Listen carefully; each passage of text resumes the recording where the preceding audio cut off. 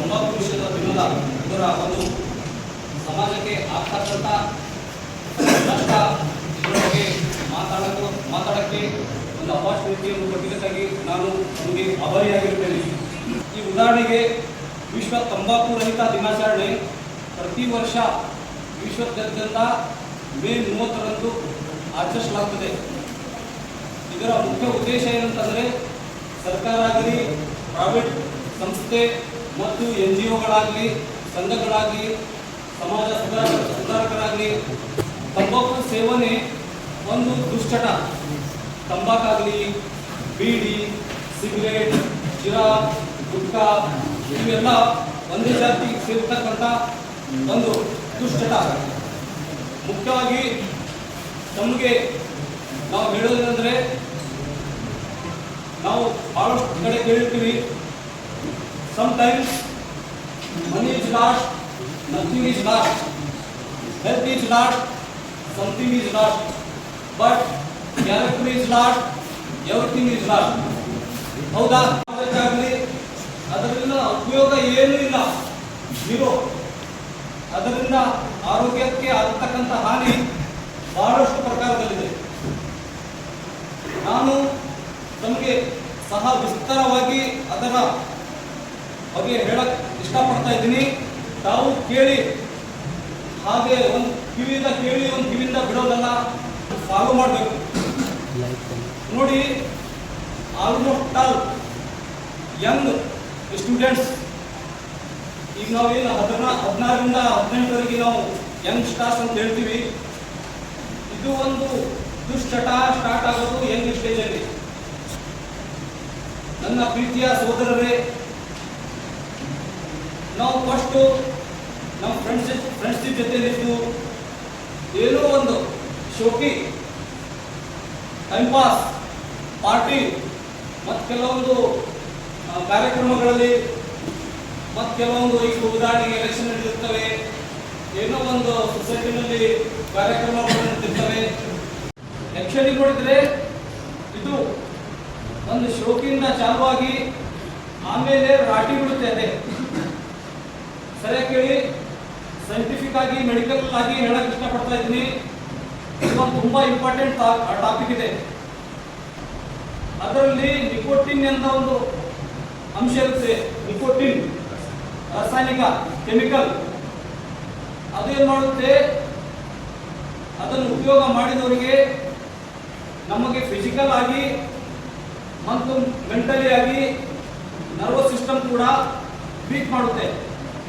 ನಾವು ಅದನ್ನು ಉಪಯೋಗ ಮಾಡಿದಾಗ ಸ್ವಲ್ಪ ಏನೋ ಸಮಾಧಾನ ಅನಿಸ್ಬೋದು ಅಷ್ಟೇ.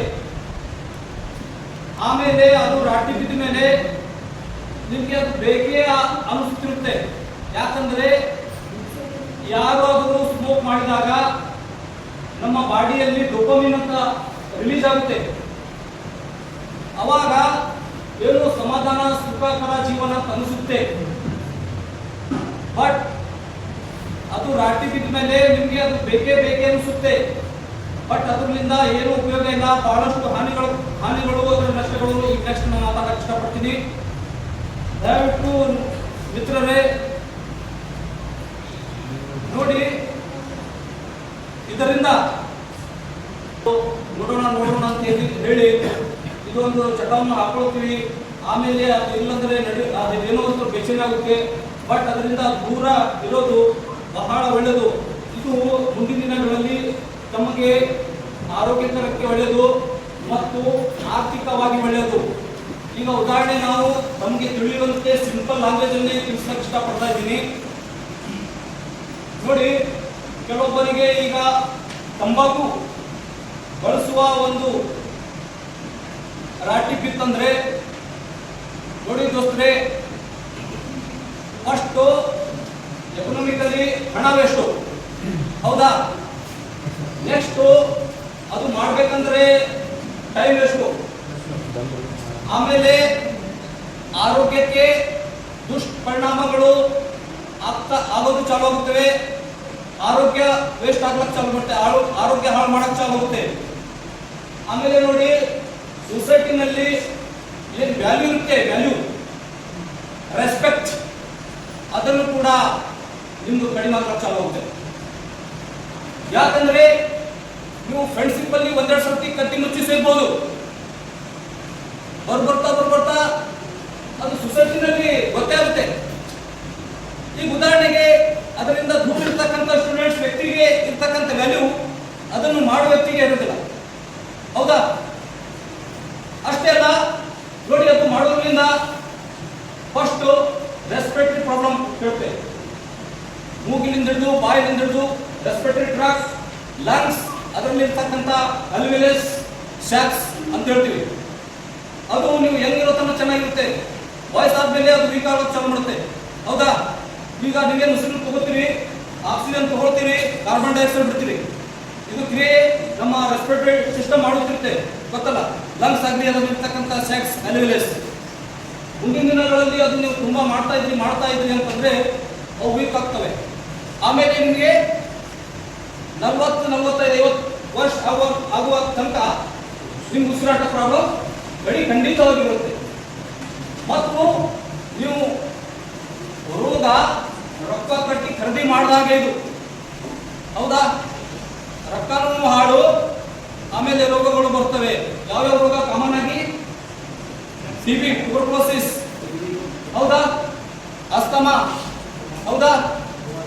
COPD. ಮತ್ತೆ ಈಗ ಉಸಿರಾಡ್ತಿರುವಾಗ ಆಕ್ಸಿಜನ್, ಹಿಮೋಗ್ಲೋಬಿನ್ ನಮ್ಮ ಬಾಡಿಯಲ್ಲಿ ಬ್ರೈನ್ಗೆ ಸಪ್ಲೈ ಆಗುತ್ತಿರ್ತೇವೆ, ಹೌದಾ? ಎಲ್ಲ ಕಡೆ ಎಲ್ಲ ಆರ್ಗನ್ಗಳಿಗೆ.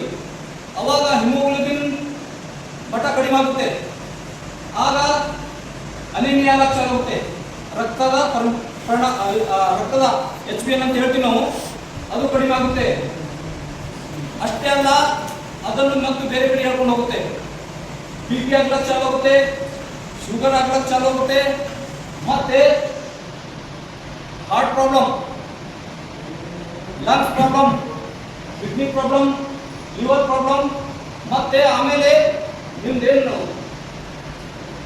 ಕಲರ್ ಇದೆ, ಅದು ಕಲರ್ ನಿಮ್ಮ ಮೊದಲು ನೀವೇನು ಇರ್ತೀರಲ್ಲ, ಅದು ಮಾಡಿ ಆಮೇಲೆ ನಿಮ್ಮ ಕಲರ್ ಸ್ವಲ್ಪ ಕಪ್ಪಾಗಕ್ಕೆ ಚಾಲು ಆಗುತ್ತೆ. ದಯವಿಟ್ಟು ನೋಡಿ, ಉದಾಹರಣೆಗೆ ನಾವು ಹಿಂದಿನ ದಿನಗಳಲ್ಲಿ ನೋಡ್ತೀವಿ, ಬಹಳಷ್ಟು ಜನ ಮಿನಿಮಮ್ ಒಂದು 100 ವರ್ಷ ಬದುಕಿದ್ರು, ಹೌದಾ? ಆದರೆ ಇವತ್ತಿನ ದಿನಗಳಲ್ಲಿ ನಾವು ನೋಡ್ತೀವಿ 50, 60 ಲೈಫ್ ಸ್ಪ್ಯಾನ್, ಹೌದಿಲ್ಲ? ಅವಾಗಿನ ದಿನಗಳಲ್ಲಿ ಮುಚ್ಚರಿರ್ತಿರೋರು 100 ಆದ್ರೂ ಕೂಡ ಏನೋ ಚೆನ್ನಾಗಿರ್ತಿದ್ರು. ನಾವು ಕೆಲವರು ಕಡೆ ನೋಡ್ತೀವಿ, ಅವರೆಲ್ಲ ಅವ್ರ ಕೆಲಸ ಮಾಡ್ತಿರ್ತಾರೆ, ಅಕೌಂಟ್ ಕೆಲಸ ಮಾಡ್ತಾರೆ. ಅವ್ರು ಹೋಗಿ ಯಾರು ಕೇಳಿದ್ರೆ, ನಾವು ಬೀಳಿ ಕೀರಿ ಅವೆಲ್ಲ ಅವ್ರಿಂದ ದುಡಿತೀವಪ್ಪ ಅಂತ ಹೇಳ್ತಾರೆ. ಅವರು ವಯಸ್ಸು ಕೇಳಿದ್ರೆ ಹೇಳ್ತಾರೆ ಅವರು 90 ವರ್ಷ, 100 ವರ್ಷ ಸಮೀಪ ಅಂತ ಹೇಳಿ. ಈಗ ನಾವು ನೋಡ್ತೀವಿ, ಇವತ್ತಿನ ಕಲಿಯುಗದಲ್ಲಿ ಬಹಳಷ್ಟು ಹುಡುಗರು ಹುಡ್ತಾನೆ ಆಗಲಿ, ಹುಡ್ಕದಲ್ಲಿ ಕೂಡ ತಂಬಾಗುತ್ತೆ, ಹೌದಲ್ಲ?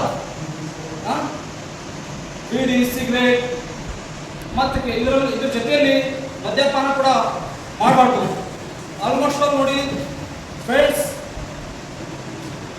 ನಾವು ನಮ್ಮ ಫ್ರೆಂಡ್ಶಿಪ್ ಅಲ್ಲಿ ನೀವು ಏನಾದರೂ ಅಂತ ಚಟಗಳು ಮಾಡ್ತಿರ್ತಕ್ಕಂಥ ಅವ್ರ ಜೊತೆಯಲ್ಲಿದ್ದರೆ ನಿಮಗೆ ಮುಂದಿನ ದಿನಗಳಲ್ಲಿ ನಾನು ಸ್ವಲ್ಪ ಮಾಡಿ ನೋಡ್ಬೇಕಂತ ಒಂದು ಅನಿಸುತ್ತೆ. ಅದಕ್ಕಾಗಿ ನೀವು ಯಾರೋ ಫ್ರೆಂಡ್ಸ್ ಇರಲಿ, ಇದು ಮಾಡಬೇಡ ಅಂತ ನೀವು ಅವ್ರಿಗೆ ಹೇಳಿ, ಅವ್ರಿಗೆ ಹೇಳಿ, ಹೌದಲ್ಲ? ಇದರಿಂದಾಗಿ ಬೇರೆ ರೋಗಗಳು ಬರೋದಿಲ್ಲ. ಮತ್ತೆ ನಿಮಗೆ ಇದು ಉಪಯೋಗ ಏನಿದೆ, ಲಾಸಸ್ ಬಹಳಷ್ಟು ಹೇಳಿದ್ ನಾವು, ಬಟ್ ಉಪಯೋಗ ಏನು?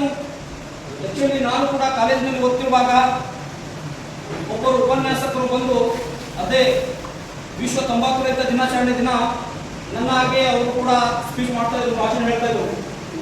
ಅದನ್ನೆಲ್ಲ ಮುಗಿದ ಮೇಲೆ ನಿಮ್ಮ ಹತ್ರ ಎಲ್ಲರ ಪ್ರಶ್ನೆಗಳು, ಕ್ವಶನ್ಗಳು ಇದ್ರೆ ಕೇಳಿ ಅಂತ ಹೇಳಿದ್ರು. ಹೇಳಿದಾಗ ಬಹಳಷ್ಟು ನಮ್ಮ ಮಿತ್ರರು ಬಹಳಷ್ಟು ಕ್ವಶನ್ಗಳು ಕೇಳಿದ್ರು.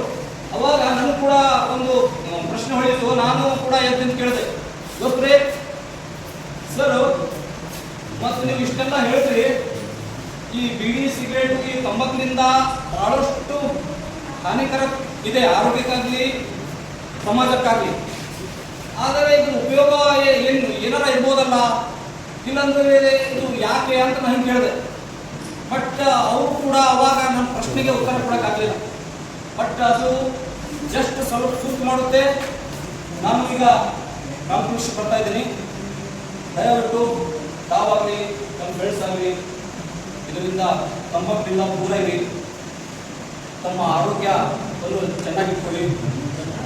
ಮತ್ತು ತಾವು ಚೆನ್ನಾಗಿದೆ, ಹಾಗೆ ನಾವು ಆರೋಗ್ಯವಂತ ಕರ್ನಾಟಕ, ಆರೋಗ್ಯ ಭಾರತ ದೇಶವನ್ನು ನಿರ್ಮಾಣ ಮಾಡೋಣ ಅಂತ ಹೇಳಿ ನನಗೆ ಇಲ್ಲಿ ಬಂದು ಮಾತಾಡೋಕ್ಕೆ ತಾವು ಅವಕಾಶ ಮಾಡಿಕೊಟ್ಟಿದ್ದೀರಿ. ಅದರಿಂದ ನಮಗೆಲ್ಲ ತುಂಬ ತುಂಬ ಖುಷಿಯಾಗಿರುತ್ತದೆ ಮತ್ತು ಧನ್ಯವಾದ.